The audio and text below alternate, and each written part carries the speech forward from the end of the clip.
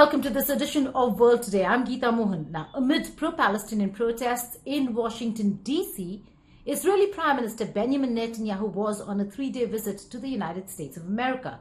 He also addressed a joint meeting of the U.S. Congress. The aim was to bolster support of the U.S. amid the ongoing Gaza war, which is making Israel increasingly a pariah state. The Prime Minister of the State of Israel.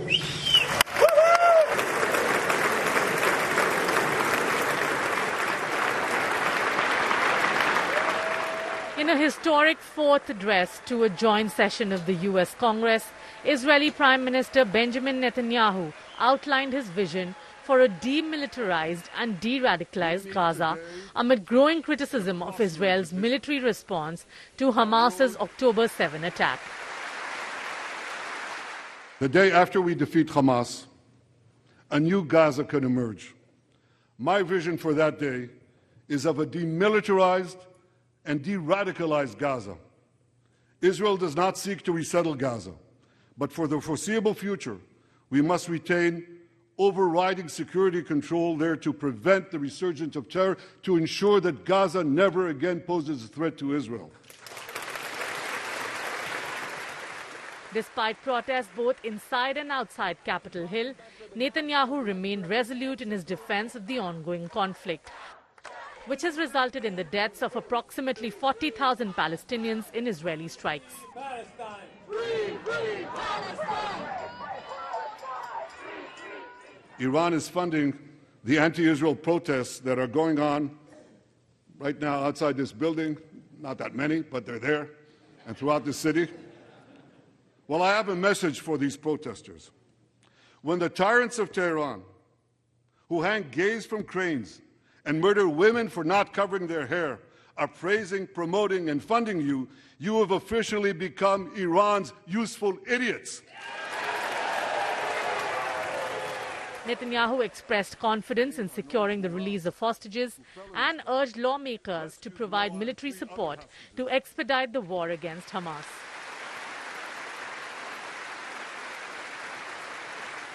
As we speak, we're actively engaged in intensive efforts to secure their release, and I'm confident that these efforts can succeed. Some of them are taking place right now. Fast-tracking U.S. military aid can dramatically expedite an end to the war in Gaza and help prevent a broader war in the Middle East. In World War II, as Britain fought on the front lines of civilization, Winston Churchill appealed to Americans with these famous words: "Give us the tools and we'll finish the job." Today, as Israel fights on the front line of civilization, I too appeal to America. Give us the tools faster and we'll finish the job faster. Meanwhile, outside the Capitol, police in riot gear deployed pepper spray against pro-Palestine demonstrators who chanted slogans, waved signs, and held up effigies of the Israeli leader. That's right. People like Hakeem Jeffries and Chuck Schumer see fit to invite Netanyahu to speak when 56% of their voters who are polled believe this is a genocide. It's unforgivable. We are watching and we vote accordingly. During his visit, Netanyahu also met with President Joe Biden and Democratic presidential nominee Kamala Harris at the White House.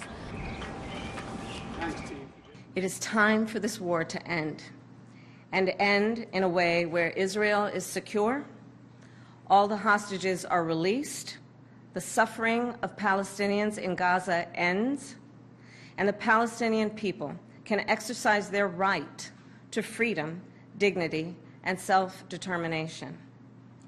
There has been hopeful movement in the talks to secure an agreement on this deal.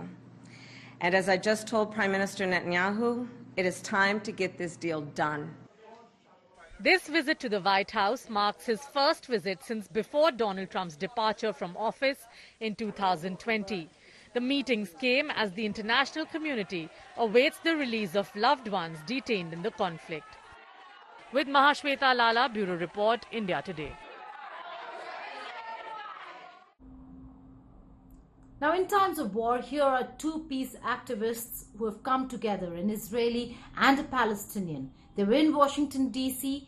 and are meeting with lawmakers in the United States of America, even as Netanyahu was there addressing the joint session of the Congress and engaging the U.S. administration as also the opposition. I'm being joined by Mao Zinon and Aziz Abu Sarah, a Palestinian and an Israeli who've been going around the world and now are in DC. Thank you so much for joining us here on India Today. Mao, coming to you first. We have seen the Israeli Prime Minister in Washington, DC, but the fact is that you're there even as protests are taking place, the situation on the ground quite critical. In such a scenario, you've also engaged US lawmakers. What came out of the meetings with US lawmakers and various other bodies? There are basically only 3 words that we are sharing in all our meetings with our representative, with the State Department. And those words are, peace is possible. Yes, peace is possible. Humanity showed in the past that after war or during war, we must work to achieve peace, because only peace will bring us security, safety, equality, dignity. Yeah, I'm ashamed of my government, and I'm ashamed for those here in the US that gave standing ovation to Prime Minister Netanyahu. But I'm not letting this shame stop me for calling and acting to make peace and create a better future. Aziz, to you, there was a standing ovation that was given to Prime Minister Netanyahu. When we've seen the two of you lose your loved ones, Mao's lost his parents in that attack on the 7th of October by the Hamas. You've lost your kith and kin, your own brother, at the hands of Israeli forces. At such a time when we've seen a growing aggression and offensive in Gaza, standing ovation for Netanyahu. Your reaction? Right. I think what Prime Minister Netanyahu came to Congress to say is that the future must be as dark as the present. And he did not offer one glimpse of hope. He did not offer any reasons to trust that the future will be better. He did not offer a vision. And so what we came here to do is to do exactly the opposite of what he did, is to say, we have a vision and we together are the alternative to what Netanyahu was selling, that there's no peace, there's no future, there's no way to work together. The other is the enemy. It's an eternal, we're going to be an eternal cycle of violence. We live and die by the sword. And I think it's sad to see that members of Congress gave a standing ovation to that, because instead of inviting Benjamin Netanyahu, they should have invited the peacemakers, the people who are coming together, and there are so many of us. They were the ones who are supposed to address Congress, and I hope in the future that's exactly what will happen. Instead of inviting Netanyahu, invite the peacemakers to be the ones who speak. Mao Zinon, Aziz Abu Sarah, thank you so much for joining us over here and sharing your experiences and your perspective. Thank you. And in race for the White House, it is going to be a very, very close contest. It no longer is a walkover for former President Donald Trump.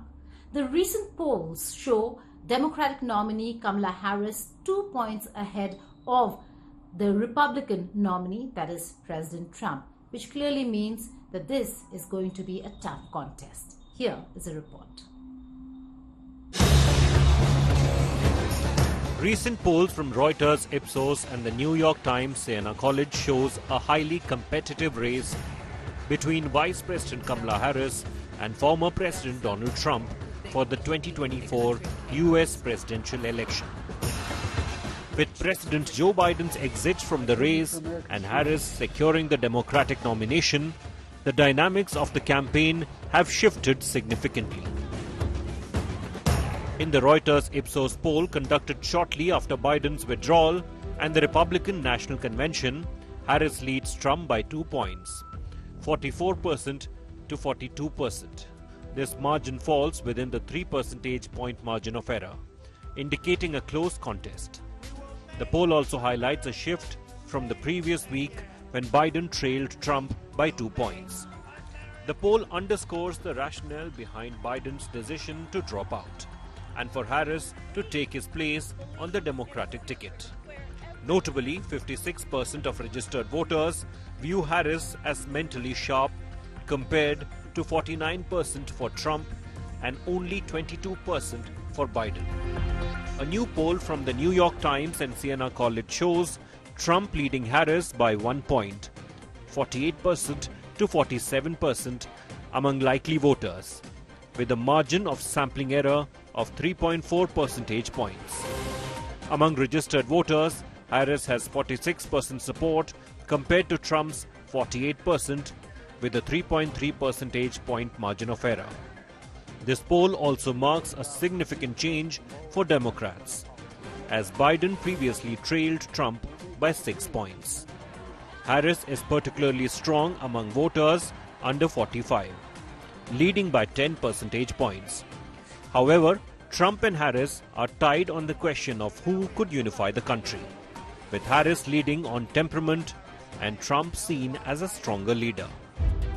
Both polls reveal that Harris is perceived as more mentally sharp and capable of handling challenges than either Biden or Trump. The New York Times Siena poll indicates that Harris has a higher favorability rating among Democrats than Biden, with 91% of Democrats viewing her favorable compared to 80% for Biden. Both polls emphasize on the importance of key battleground states and younger voters. Harris holds a significant lead among voters under 45, and her campaign is actively focusing on critical states like Wisconsin. Attention is now on Harris's potential running mates with names like Pete Buttigieg, Gavin Newsom, Mark Kelly, and Andy Beshear being considered. However, many voters are not familiar with these potential candidates. The combined data from both polls indicate a closely contested race between Harris and Trump, with Harris having a slight edge in some areas and Trump leading in others. The race remains fluid, with the potential for shifts in voter sentiment as the campaigns progress. The support Harris has garnered from prominent Democrats and her perceived mental sharpness could be significant factors in her favor,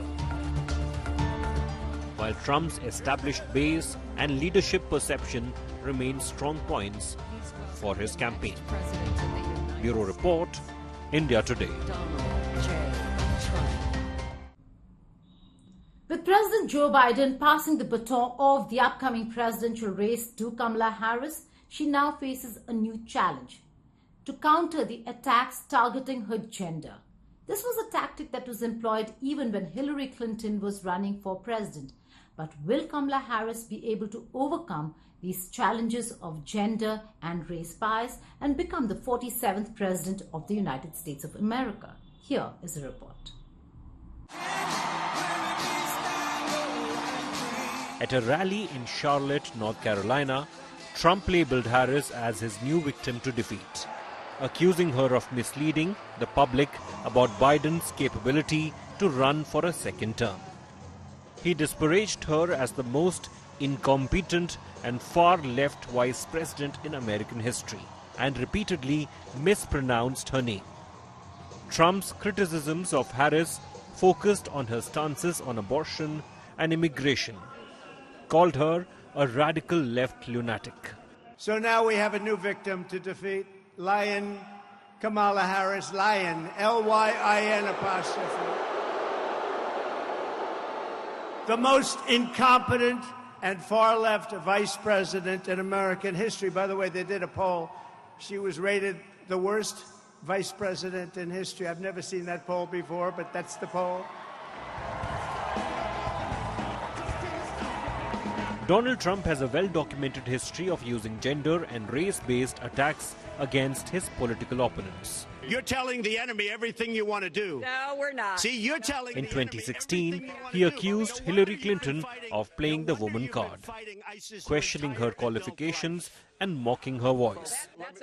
Trump's rhetoric suggested that Clinton's primary advantage was her gender, asserting that if she were a man, she would not receive as much support. Well, I think the only card she has is the woman's card. She's got nothing else going. And frankly, if Hillary Clinton were a man, I don't think she'd get 5% of the vote. To the hills of Tennessee. Trump's campaign has taken a distinctly masculine tone, emphasized by his entrance to the tune of James Brown's "It's a Man's World."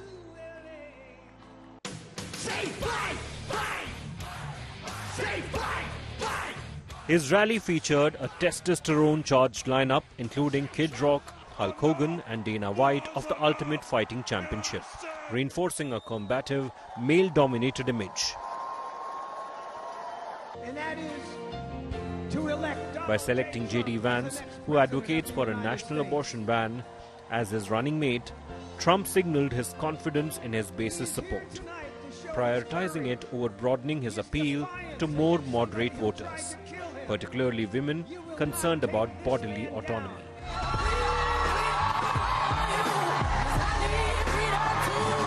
Almost immediately after Biden's announcement, Harris began facing attacks focused on her race and gender. Republican Tim Burchett referred to Harris as DEI Vice President, a term conservatives use to disparage diversity, equality and inclusion policies. Now, with just 3 months to go, they don't have to introduce Vice President Harris to the public. Everyone knows who she is, but they have to talk a little bit more about her record. You know, she's focused a lot on reproductive rights for women, access to abortion. She's focused on issues like voting rights and, measures to reduce gun violence here in America. So they kind of, I think, need to talk up, what she has done over the course of this first term that a lot of Americans may not have been paying attention to. Trump's use of misogynistic and racist rhetoric has been consistent throughout his political career. He labeled Harris as vicious and dumb and has frequently mispronounced her name. These personal attacks are intended to undermine her credibility and appeal to voters who might be swayed by such rhetoric. If Kamala Harris gets in, she would be the most radical far-left extremist ever to occupy the White House times 10. There's never been a lunatic like this in the White House, and we've had some bad ones. As the 2024 presidential race unfolds, Kamala Harris will likely continue to face attacks on her race and gender from Trump and his allies. These attacks reflect long-standing biases and a playbook that has been effective to some extent in the past. However, with an evolving electorate, the blatant nature of these attacks might also provoke a backlash and highlight the ongoing challenges women and people of color face in seeking political office. I'ma keep running 'cause the winner don't quit on themselves.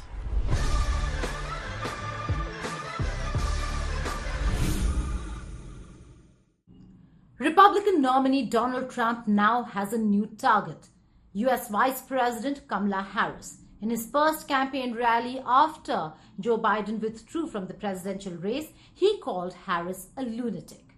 In response, Kamala Harris has said she knows how to deal with the likes of Donald Trump and she has dealt with them as prosecutor.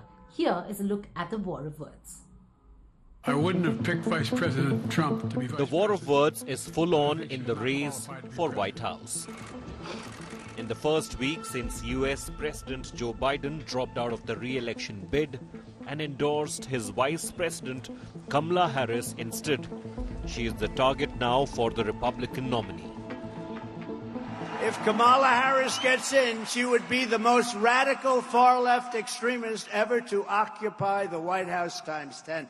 There's never been a lunatic like this in the White House, and we've had some bad ones. Kamala Harris in return chose Milwaukee, Wisconsin, which is where the Republican Party held their grand convention last week. And in her first campaign rally, she set the tone loud and clear. Cheaters who broke the rules for their own gain. So hear me when I say, I know Donald Trump's type. And in this campaign, I promise you, I will proudly put my record against his any day of the week. As the battle between the two presidential nominees started gaining momentum, President Joe Biden, in his address to the nation, explained his decision to step down from the race so late in time. My vision for America's future all merited a second term, but nothing can come in the way of saving our democracy. That includes personal ambition. So I've decided the best way forward is to pass the torch to a new generation. The baton has been passed on truly, and the war is between a 59-year-old woman of color and immigrant Asian Caribbean origin on the blue and the white, and a 78-year-old man on the red side. Kamala, you're fired. Get out of here. You're fired. News from Paris Olympics 2024. While there was a grand opening ceremony, all is not good in the city of Paris. There are reports of trouble, there are reports of sabotage, and there certainly are reports that concern security. Saboteurs attacked France's TGV high-speed train network in coordinated actions that caused chaos on the country's busiest rail lines ahead of the Paris Olympics opening ceremony. The action took place despite a massive security operation involving tens of thousands of troops and police to guard against any threat to the global sporting extravaganza. The state-owned railway operator said arsonists had damaged signal boxes along the lines connecting Paris with cities such as Lille in the north, Bordeaux in the west, and Strasbourg in the east, while another attack on Paris-Marseille line was foiled. Hundreds of thousands of people were left stranded. The SNCF urged all travelers to postpone their journeys. Repairs were underway, but traffic would be severely disrupted until at least the end of the weekend. Trains were being sent back to their points of departure. Fun, cheer, color, beauty, games. That's what one expects from Paris Olympics 2024. But at what cost? Undocumented migrants have now been evicted from the Paris suburbs and areas close to Olympics venue. Social activists are calling this social cleansing. Millions of spectators were witness to the spectacular grand opening of the Paris Olympics 2024. Around 10,500 athletes are participating in the Olympics, but the color, decor and beauty of the city has come at the cost of the living standards of its people. After the ceremonial lighting of the Paris Olympic flame in Greece on April 16, French authorities had begun evicting undocumented migrants from France's largest port. They were removed from other parts of France too. I'm with my children in a park. I sleep with them outdoors and it's very difficult for me. Go to the train stations, you see everywhere you go there are policemen. Fine. They are here for security, but for us they're here to catch us.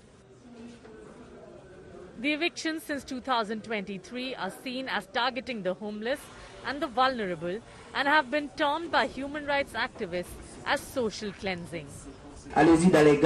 This summer in Paris, tourists and Parisians will experience a postcard Paris and the northern suburbs refurbished with new cycling lanes full of sites that have been rebuilt. But there is a hidden side and a cost to all this.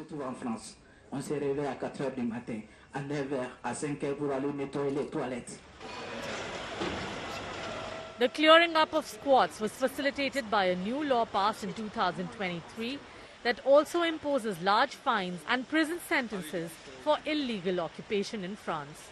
With Mahashweta Lala, Bureau Report, India Today. That's all in this edition of World Today. Thank you for watching. Stay tuned to India Today for all the latest news and updates. Goodbye and take care.